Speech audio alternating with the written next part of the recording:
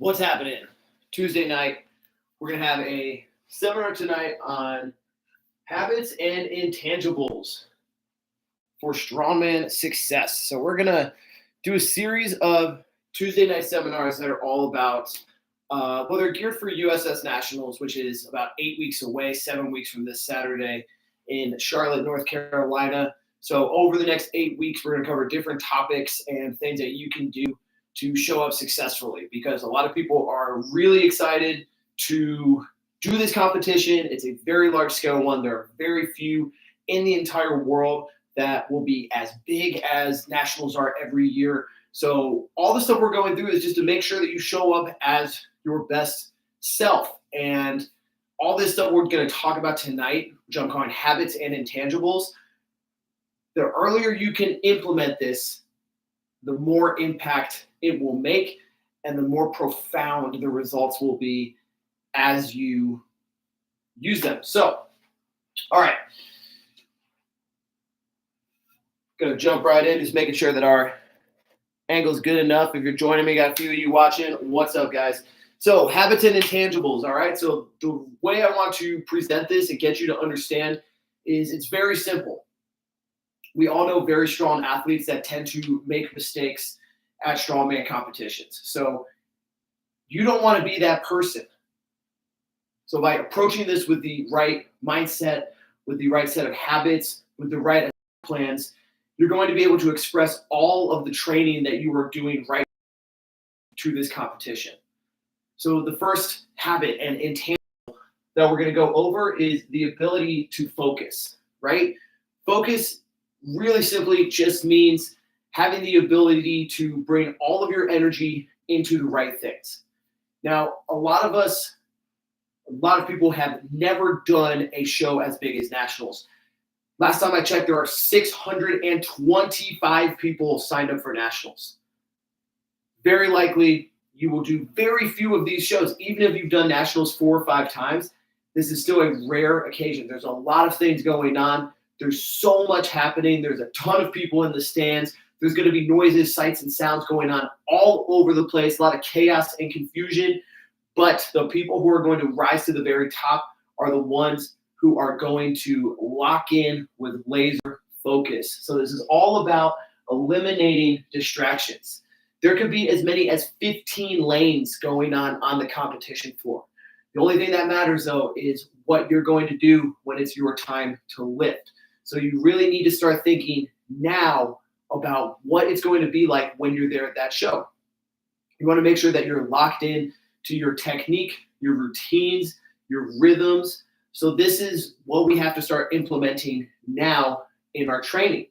Chances are wherever you train, whether it's gym, home gym, doesn't matter, you're pretty comfortable in that scenario. But I just want you to start thinking of things where you can dig into yourself and use things like cues or anchors or some sort of ritual so that you're just a practiced routine athlete when it's time to get up there. So let's say you're going up for a log press, and every time you think of a specific cue, or maybe you're somebody that likes to smell the smelling salts, that's your go, that's your anchor that says it's on. If we're to do that at Nationals, the idea is that we're just falling into our rhythm. So it's just you and the log. Doesn't matter what's around us, because we have this routine that grounds us into our technique, right? Now, think of this as really awareness about where your awareness is going.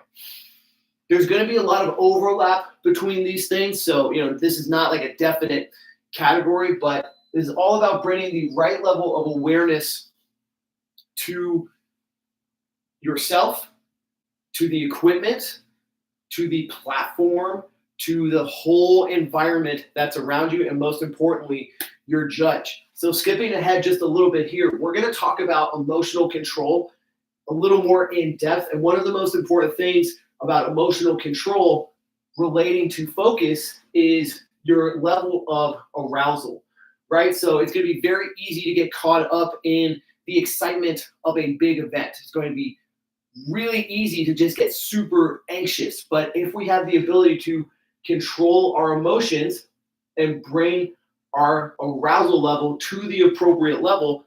We'll cover this in a minute, but sometimes it's more appropriate to be really aroused, to be really, really stimulated. And at other times, it's more important to be very low arousal and calm. So when we are able to control our emotions, we can bring our awareness to ourself, our technique, and our judge. On log press, it's very common for people to miss a down call, right? This happens all the time. If you're too locked in and too hyped in your pressing and you're just not paying attention to your judge, you're going to be wasting a ton of energy and getting zeros for a lot of reps that you deserve. So make sure that you are practicing your focus. One way we can do this is using visualization. So again, when it's time to compete, it's not just you in your gym or your home gym. It is you at a competition. So practice seeing this judge in front of you, executing a lift correctly, hear that down call in your head, and then move on to the next rep, right? What's also important in focus is that we have to have the ability to rebound and reset after mistakes and bad events. Sometimes we make mistakes. Sometimes you have a completely terrible event, but that's only a small portion of the entire day. So you have to make sure that you can shift yourself into a place where you can focus in on the next upcoming task. It does not matter anymore what just happened in the past. So don't let a bad mistake, or even in the middle of one event, you're doing the frame and you drop it, don't freak out. Focus in on your fundamentals and the right technique so that you can pick that thing right back up and still do very well. I use this example of Mitch Huber all the time. At this past year's Arnold Classic, he dropped the timber frame but still won the event. He's the only person to have ever done that. They've done the timber frame over 10 times at the Arnold, but when he dropped it, he was very composed, very focused. You could see him go right to the exact place where he needed to set his hands and his feet, and he picked it right back up and kept going. So that's how you need to treat this. You need to make sure you're focused on your technique. Now, one more thing before we move on is I want to just hit this anchors, rituals, and cues one more time. Using technical cues could be one thing that really helps to ground you. So you have all this excitement going on around you. But let's just say, look, if you really like a cue such as punch the ceiling to help you remember to lock your arms out, use that as your anchor to stay present in the moment. Rituals, we talked about that before. If you have a certain routine where you rip your smelling salts and then put your wrist straps on and then step up a certain way, if you do that over and over in training and then you do it at the competition, you're just locking in to a process that's going to allow you to focus on what's important. Another anchor that I really like is self-talk and just positive self-imagery. So, again, we keep saying this, there's a lot of excitement. There's a lot that's happening all around us, but use the right language to remind yourself that you are okay. You are strong. You train for this moment. You're a warrior on the battlefield. Whatever you want to use, there's all sorts of personal things that you can say to yourself to remind yourself, like, hey, this is a big deal. I've trained really hard for this. I'm ready. Let's go. So use those things to overcome the emotion and the anxiety. Can I repeat this one? I'm going to keep moving, but these all have some overlap. So stay tuned because we'll pretty much keep talking about all of these, and the replay will be available afterwards if you missed anything. Okay? So let's move on to adaptability. Adaptability is just really believing in yourself no matter what. Guess what? Almost never does something go 100% perfectly according to plan. So this could be, maybe you make a mistake in an event. No problem. Accept the situation at face value for what it is and keep moving on. That's how you need to handle anything that comes your way. And this comes from being grounded in self-belief and knowing you are going to do well no matter what. You could show up to the venue and it's completely different than you imagined. Even if you tried to visualize really hard about exactly what this setting and competition is going to be like, and you show up and it's totally different, if you believe you're going to succeed no matter what, it doesn't matter. You're still going to do very, very, very well, right? So with adaptability, it's just about mental preparation. This is the gear you're going to be lifting on, the equipment you're using, and the rules. This is one thing where in your training, again, you can prepare for all sorts of things. You shouldn't be so super locked in to an exact weight over and over and over again. This is one reason why it's a bad idea. If your yoke weight is 650, you shouldn't just be training on 650 over and over and over again. There's so many skills that you need to develop as an athlete that you should be working on with the goal of ultimately being good at 650 that will allow you to handle all sorts of different situations. But let's say, in this yoke example, if you were to do heavy overload yokes where you work up to 800 on your back, or maybe some short runs of even 10 to 15 feet with 750, and then you're also doing some speed runs in your training of 500, we're working all these different things to develop full body strength, develop speed. So if something happens to change, or even just this yoke itself feels completely different, you're going to be an adaptable athlete that's ready for any change or anything that's going to happen. So this is where experience helps a lot. Now, for some people, they're going to be showing up and this is their first nationals, or maybe they've only done a couple competitions.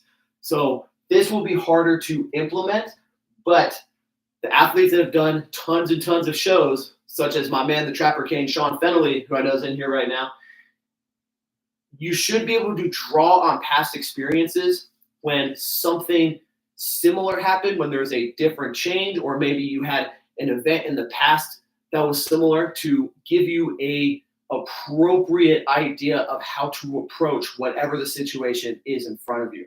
So the more experience you can rack up, really the better. You're just giving your brain all of these different puzzles or different problems to solve that you'll be ready for with all of that competitive experience, okay?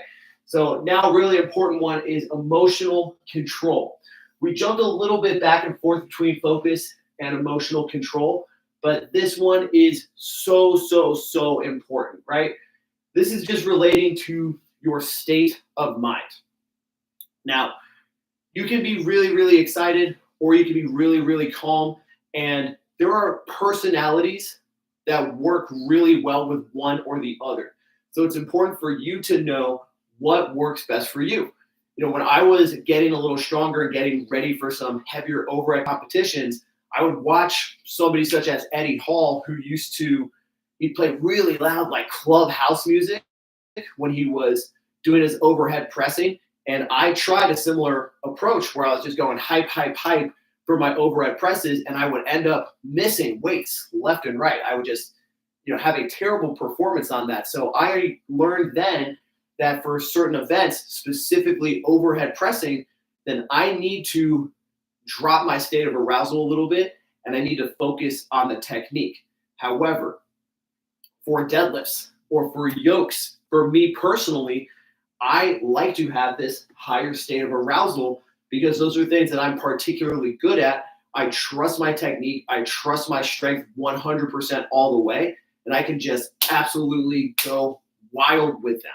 But these are only things that I have discovered for myself through trial and error. So it's important to watch what other people are doing. I tried to do something that Eddie Hall was really successful at, but it definitely didn't work for me. I learned that the hard way. So when you're thinking about how to approach not only the entire day, but each event one by one, you should have an idea in your head, use some visualization to reinforce it, and know how you want to when it's time to go, right? Frame carry, if I were doing this one frame carry, I'm a freight train. I would be high levels of arousal. I'd be ready to grip and rip and run fast. Same with the yoke.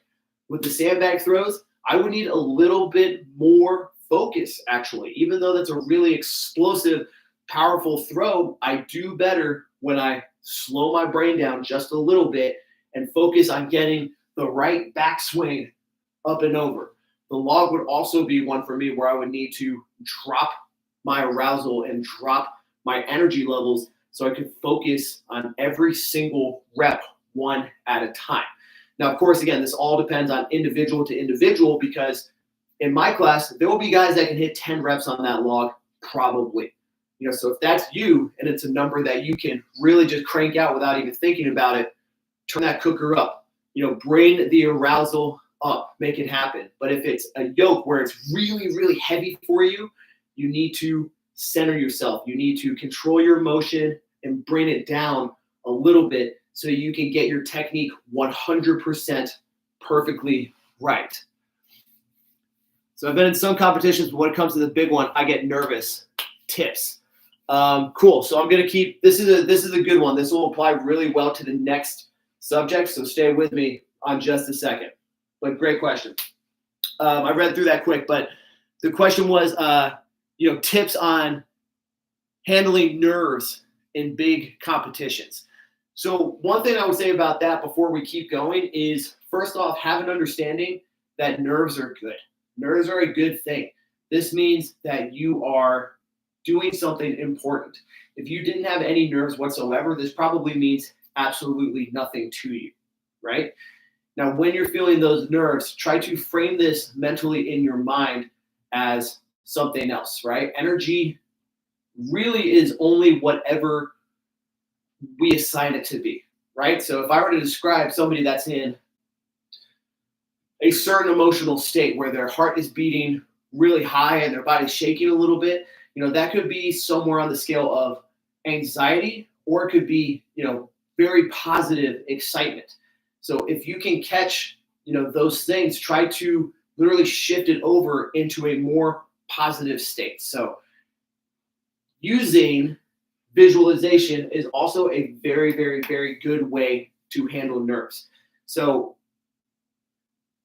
what we're looking to do when we show up to competitions is, sort of act like we've been there time and time again. As we talked about with adaptability, if you've got a lot of experience and something changes up, it's not really going to impact you that much because you've been there before. But if you don't have this experience in actual real time, you can actually create experience in your mind and in your whole body and anatomy with visualization.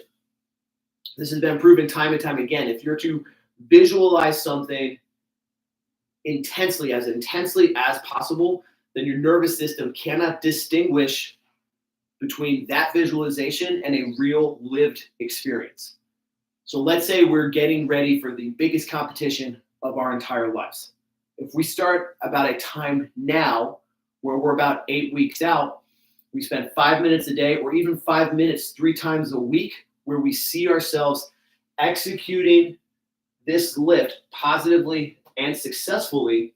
We're just ingraining this pattern into our memory so that by the time we show up to do it at competition, we should, in theory, feel like we've already done it time and time and time again.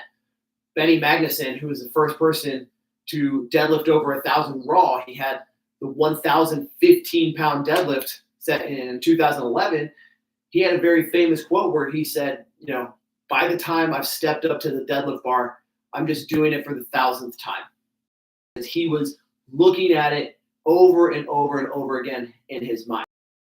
But this is more than just seeing. You really need to sense this in as much detail as possible.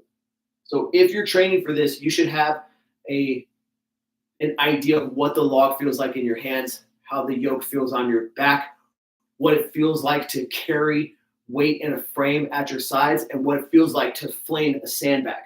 So think about how it feels in your hands. What sorts of sounds are you hearing? What are you looking at? Do you smell anything? Smell is an interesting one because I know just being around a lot of strongman competitions, you're always going to catch a little bit of smells of Aaron chalk, some body odor, BO. You're going to just have some whiffs of smelling salts. So when you're doing your visualization, I would really try to think about those things too, because it's going to put you in that place that you're going to be very, very soon. You want to go there and feel it as if you are there now. So if we can do this over and over and over and over again, seeing ourselves as positive and successful, this is just manifestation. It's strong manifestation and creating our outcomes by living them over and over and over again. So using visualization is a really great way to overcome nerves because we just build experience in our soul with that. Now, when you are using visualizations to draw back from emotional control, you want to think about these arousal states, and which ones you want to be in a high arousal and a low level arousal. And then when you are actually training at the gym, a lot of people wear headphones. A lot of people have, certain music that's always played at their gyms. I need you to really consider and think that you're probably not going to be able to wear your AirPods or wear your over-the-ear headphones if that's what you do for all these events at nationals. That's pretty true of almost any competition. So if you want to, create a simulation of the event as best as possible, when you are training in the gym and when you are doing this visualization, I would just suggest to try to eliminate music. I understand certain songs get us in a certain mood, but try to think about how you're going to use that before a lift and not in the immediate build up to it or in the moment itself. So don't rely on, go-to song, I'm going to play this and then I'm going to step up to the bar and lift when the big drop hits. You will not be able to do that. So do not rely on that in your training. Recreate this setting and scenario that you're going to be in. Practice, practice, practice, and then you really will not have very many nerves, okay? Moving on. Self-leadership, okay? Self-leadership is really just all about taking full responsibility of everything that's going on in your life. Think about if you were to have a team of coaches. Think about it. You got a team of the best coaches in the entire world that are supporting you for your goal. What are the things that they would tell you to do? Maybe you do already have a team of coaches that are telling you what to do. It doesn't matter if you don't actually show up and apply yourself. So when I say self-leadership, I'm trying to tell you and get it to come across that you have to have discipline. You have to eat the right foods that are fueling you for success. You have to prioritize your recovery above everything else.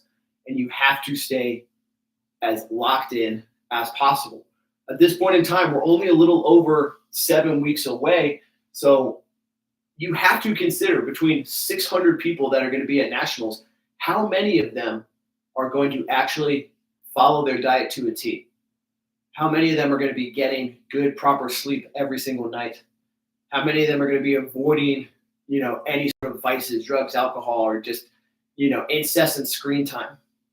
If you use these principles of self-leadership to be your best self, not only is this going to positively impact your training, so you're going to get more out of your training, more gains, more strength, more success, but you're just creating a big competitive advantage between all of these other people.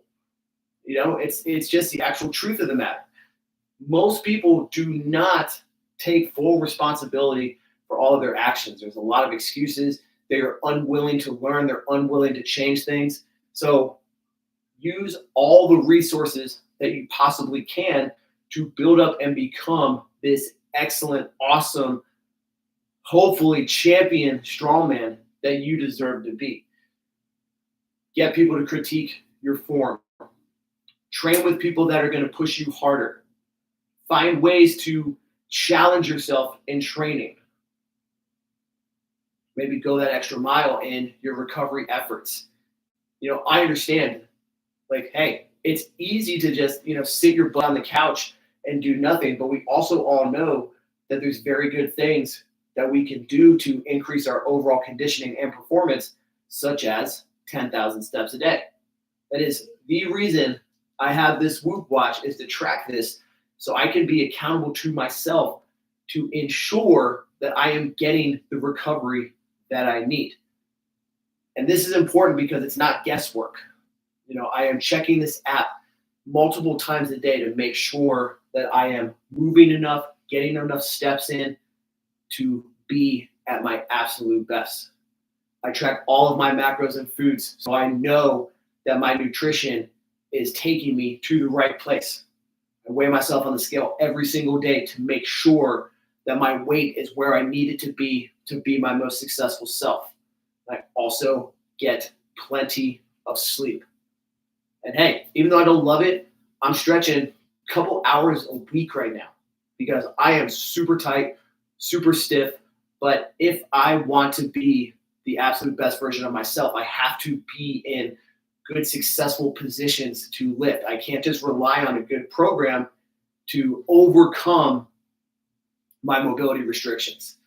So that's just some ways that I try to implement this for myself. But think about what your weaknesses are, because chances are you probably have some.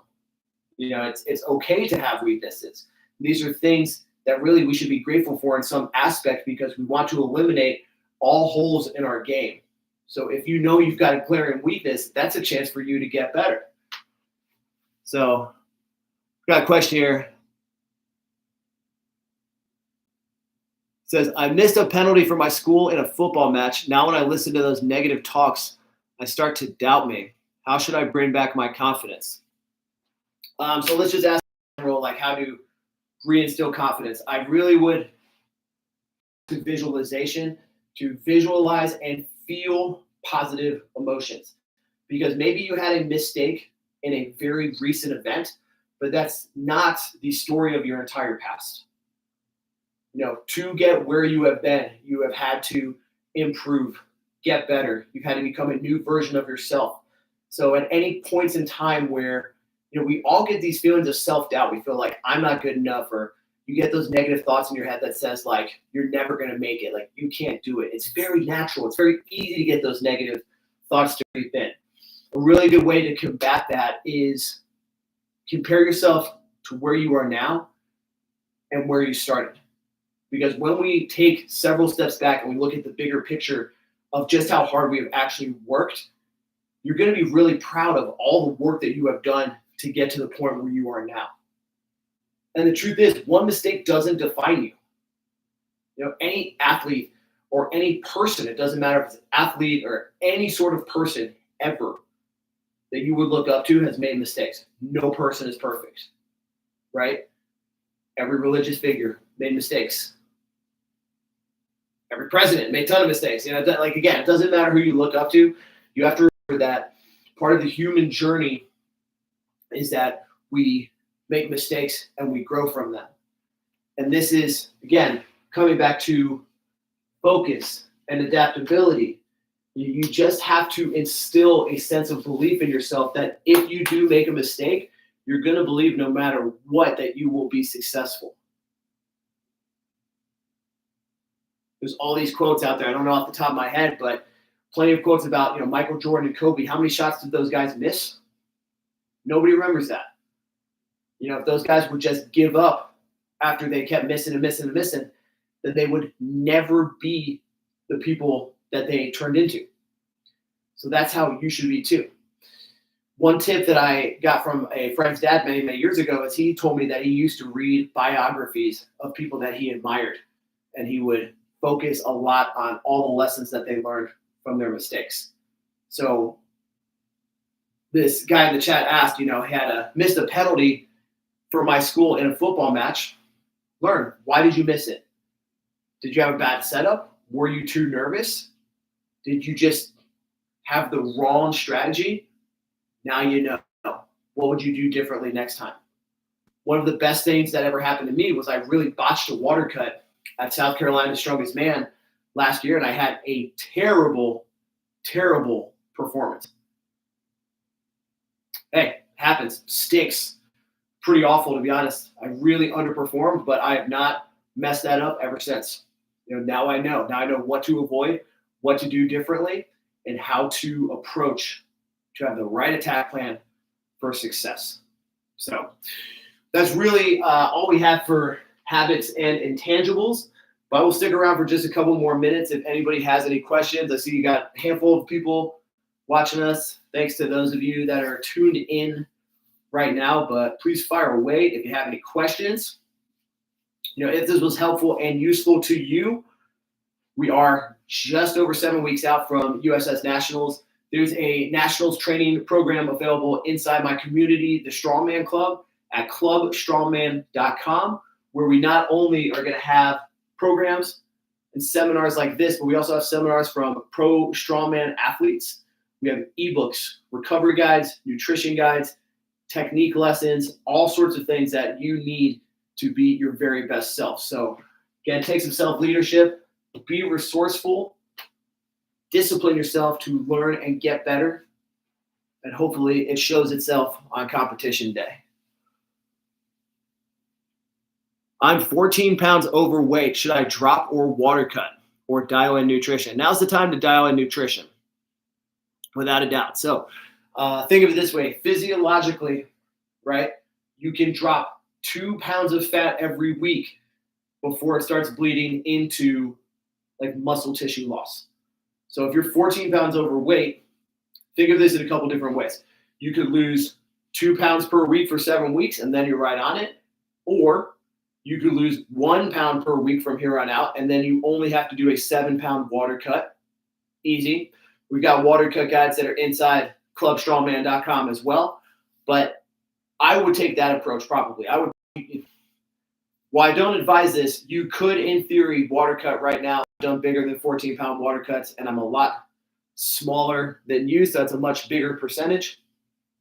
But I would probably say try to cut about 7 to 8 to 10 pounds, nothing too aggressive, but you want like probably about a pound a week fat loss so you can keep building strength and peak your performance appropriately. And then you'll just have like a 6, 7, 8 pound water cut, which will be no thing at all. So good question. Any other questions? Please drop it. But if you're with me and you're just watching and you liked any of this, how about just drop a 1 in the chat? If you're with me and you thought any of this was useful. I'm 17 and I weigh 60 kilos. Is that okay? Yeah, that's okay, man. Of course. Anything's okay. Start hitting the weight room and lift responsibly. Matt Anderson, Enlightened Viking. Strongman is as much about about learning and handling yourself as correctly as possible as it is about being strong. That's so true. That's so true, man. It really astounds me because one of the reasons why I wanted to do this specific presentation tonight is I've just seen so many people make mistakes over and over and over again. And, you know, it's some people that are very close to me. It's some people that I know and I like. And I've unfortunately just sort of given up on trying to tell them, like, hey, you need to fix this. And they know it's coming from a place of me wanting them to do better. And they don't change. So I don't really know what else there is to say to that other than there's only so much room at the top. You know, we just had 2 weeks ago World's Strongest Manatee, and I saw people that were getting bad calls on certain judging commands for very specific things, and they know that's why they got no reps on these lifts, and they're still doing it in training 2 weeks later. That should be the time right now where you're overcorrecting, where you are really making sure with zero questions or doubts or faults whatsoever that you're not making that same mistake again, okay? Or, you know, somebody I know bobbles sandbags every single time. I don't know why. I compete against them. It's crazy, but they still jack it up every time. What is wrong with you? You know, so I think when you know, one of the could do a whole other long talking presentation about this, but it's just so important to believe in yourself and have this no matter what attitude and have the ability to control your emotional state. This is a sport where, you know, ego takes over very quickly. By default, by nature, you know, we're all trying to do this to objectively be better than somebody else in a competition. We want to lift more. We want to move faster. We want to throw higher, right? And so people get caught up in, you know, thinking like, you know, it's all about being the best versus everybody else instead of being the best of myself. So when you bring in that focus internally, you get this tunnel vision, self-awareness, and you train your mind to know that I'm going to get it done no matter what. That's when things really start to take off. So lots to be said about this. This is a topic I'm extremely passionate about, but man, you just got to believe in yourself all the way. Eliminate distractions, not just at competition, but now. Are you going home and just spending tons and tons of hours just doom scrolling on your phone? Is that really serving the purpose of what you're trying to do? Is that really serving your goals? Could you get up and stretch for 10 minutes every day? We are about 70, well, let's think of it this way, 8 times 7, we're over 50 days away from nationals. If you spend 10 minutes a day right now stretching, you would have 500 minutes of stretching by the time you showed up to nationals. Think about how much better your body would feel. Think about how much more mobile you would be. That applies with everything else we're doing. Think about all those little decisions that you make day in, day out that are going up to this grand event. You just don't want to show up on a very important game day, on a very important competition, and have anything to look back on and say, oh, I could have done this better. Oh, I wish I did that. I did not want to go do my second workout of the day today to bike really hard until I almost puked doing my conditioning. But guess what? When I'm sitting at my competition, which is about 10 weeks from now, I don't want to look back and say, dang, I wish I had done that. And that's how you should approach all of this. So, awesome, man. My Instagram. Somebody asked for my Instagram. I'm going to pop it in the chat. I appreciate you guys tuning in. I'm stretching while watching this live. Thank you, Joseph. My man. All right. I'm just going to give this one more minute here. If anybody has any questions, please drop in the chat. You can leave a comment on this video later on. This is going to stay up. You can always reach out to me on Instagram. You can also reach out to me in the Strongman Club, clubstrongman.com. Especially if you need a program for a nationals, we've got one inside there. So check it out.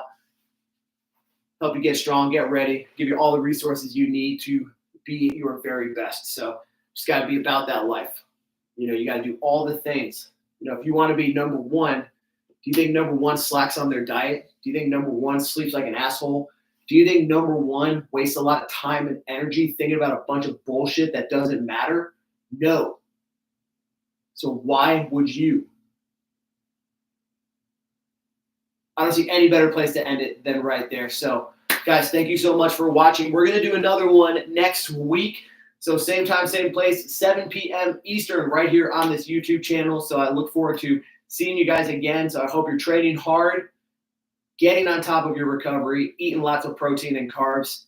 Stay strong and have a championship day.